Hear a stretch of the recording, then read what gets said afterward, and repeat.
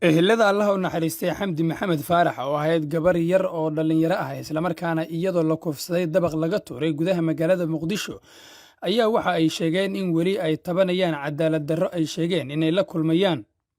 qaar ka mid ah ehelka Xamdi oo warbaahinta la hadlay ayaa sheegay in dhowr mar ay dhacday in la sii daayo dambina aan loo yeelin dad eedeysanayaal ah oo lagu tuhmayo in falkaas ay ka dambeeyeen.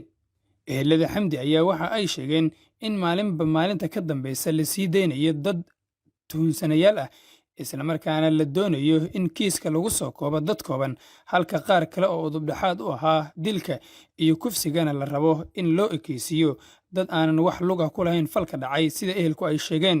sidoo kale waxa ay ka digeen marin habaabin ay sheegeen in hay-adaha cadaaladda ee Soomaaliya ay ku hayaan kiiska Xamdi si markaasi aan loo helin sida ay yiraahdeen dadkii ku lugta lahaa falkan oo ka dambeeyey.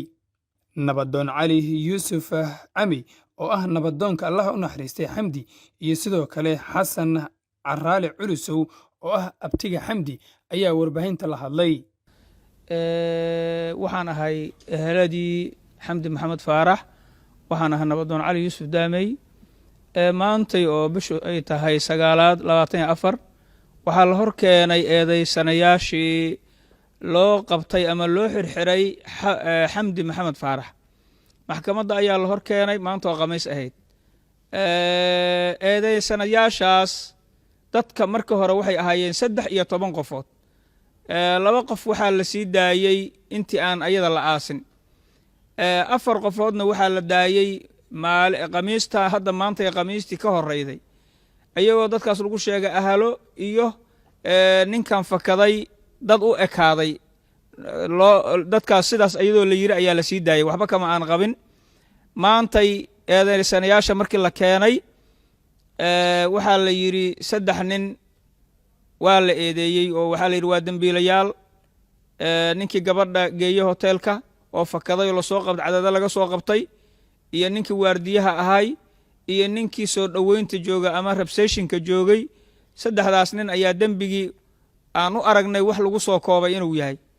annaguna waxaan filaynay oo aan ognahay oo aan aragnay maladu dembiyay leedahay ninka hoteelka iska lahaa oo milkiilaha ahaa.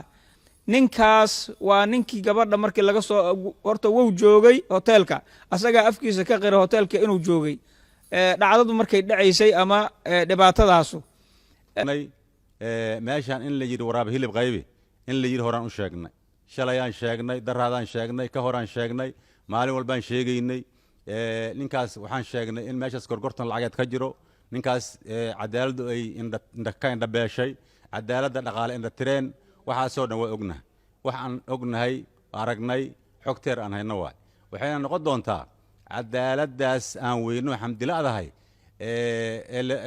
dadkii cadaaladdu ka indhabeeshay sida shacabka Soomaaliyeed waxaan u sheegaynaa inaan cadaalad aan xamdina haysan annaguna aanan arkin.